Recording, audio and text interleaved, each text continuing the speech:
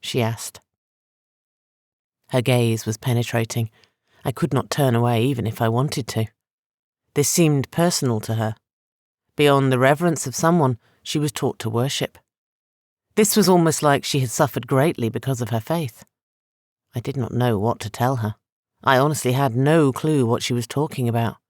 I'm still not sure where the hell I am, let alone if I am alive. How do you know that I'm this chosen one? And what makes you so sure that I am him? I asked. She took a deep breath. The armor on her broad shoulders creaked. His skin will be the color of wet sand, his eyes black like a night void of stars.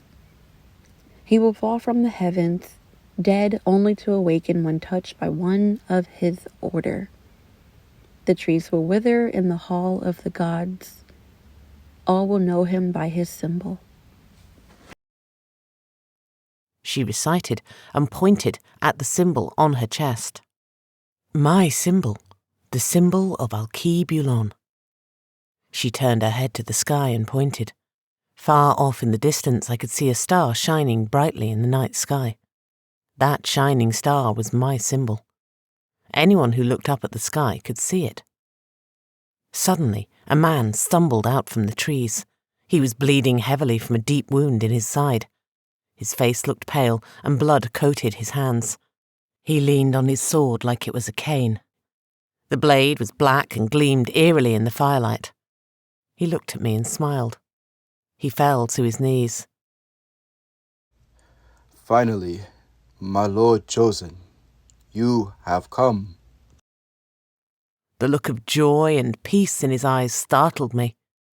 He looked as if all the pain and doubt he had was erased, like he could die knowing his faith was confirmed. The big woman rushed to his side.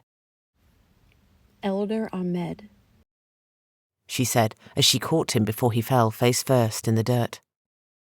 She held him in her arms.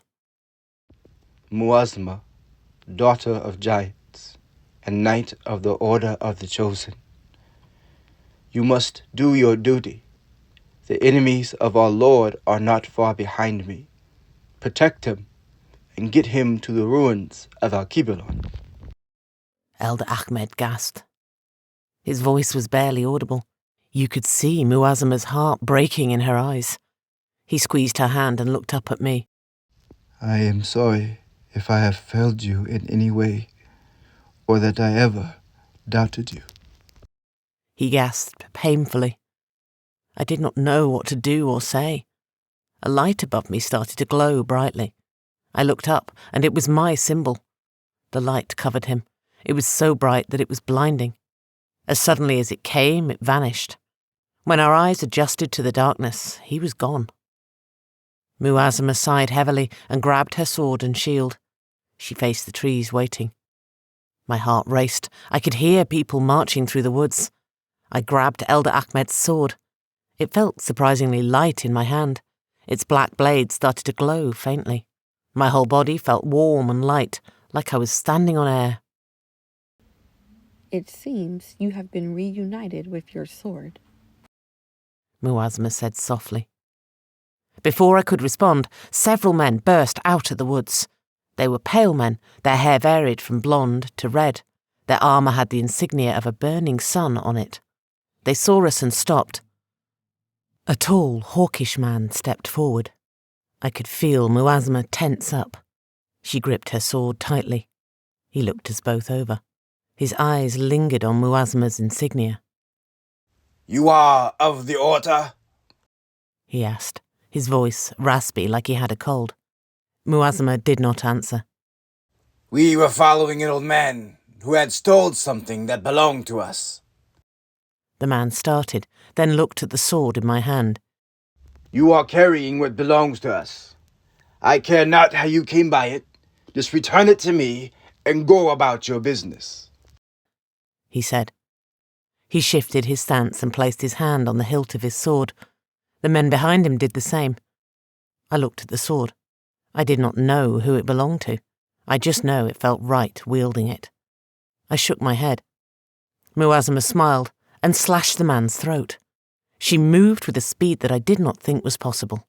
The man stood there for a moment staring at me, oblivious to the fact his throat was cut. Blood spilled down his armour and he slumped forward. By the time his men realised they were in a fight, half of them were dead. Watching Muazama fight was like watching a dance. She slashed and killed with such grace it was almost beautiful.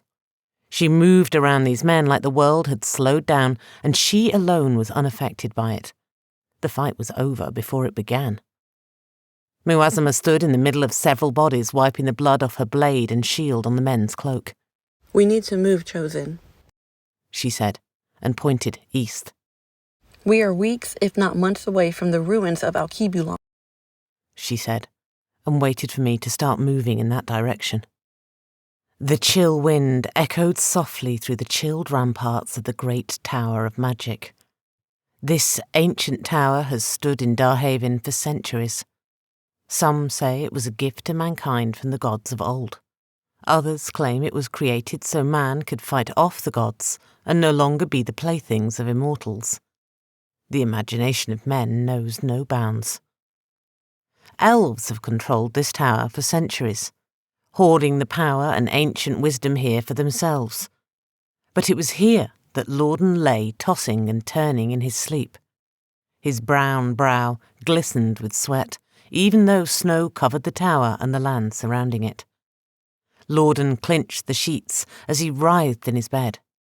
Lorden was an elder among the Magi, one who constantly warned about the prophecy. He was greatly opposed to the Chosen One and the shift in power that would come when he arrived. Lorden was the chief advisor to the king. It was whispered that Lorden ruled the kingdom, and the king was merely a puppet, a face, a distraction from reality.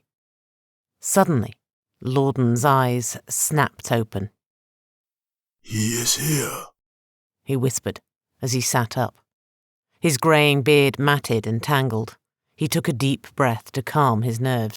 "His guardian has already found him," he mumbled.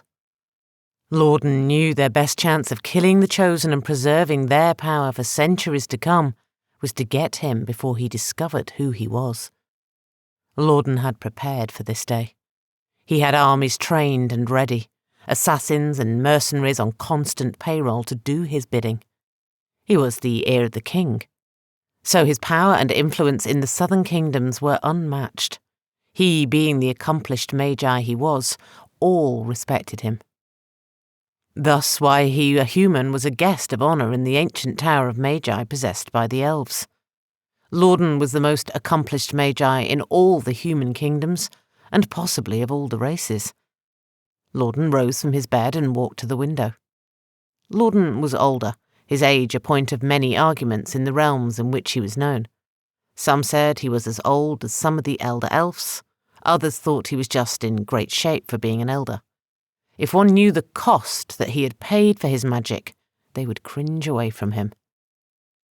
All magic comes with a toll. Each toll is different. Lorden's toll was timelessness. He had been alive since the last Chosen had walked the earth, witnessed the destruction and change that was wrought in the Chosen's wake. He was just a youth then, born to the outland of the northern deserts. The dark men are what they are called now, being that their skin tone is as dark as the starless night.